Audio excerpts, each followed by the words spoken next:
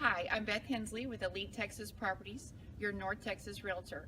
And today I'm here with Rob Slatt of Greenstate Inspections to talk about a quick tip to get your house ready to get it listed. Hi, I'm Rob Slatt with Greenstate Inspection. I'm going to show you today how to make a quick fix to an issue that's going to be found on just about any foundation in North Texas, okay? Let's pan over here and look at what we call corner pop effect.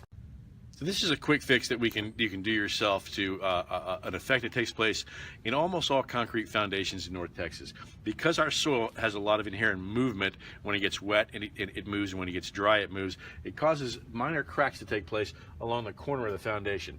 This is a quick way to fix that crack, and you'll be eliminating a deficiency from your home inspection report. Now, before we start to work on the crack, we want to make sure that the surface is clean. So I recommend taking a wire brush, a simple wire brush, and then scratching off the surface of the foundation and exposing that crack. Now, as you see that the crack goes diagonally, this is a typical form of a crack like this. It goes diagonally all the way down, and generally will go underneath the surface of the soil. If it gets down to where it's in contact with the soil, it's also an avenue where termites can enter your home. So you want to, it's just a good idea to have this repaired to maintain just that. I have with me a product called Concrete Patch, which is just like a little bit of a concrete adhesive with also an elastic polymer inside. It's really good for patching these types of issues with foundations. I just spread this along here just simply like that, just like you would putty, and square that off.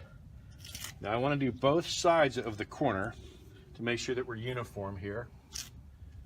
Spreading along here almost like icing on a cake, and then just make sure it's nice and uniform and there's not a lot of excess material left over.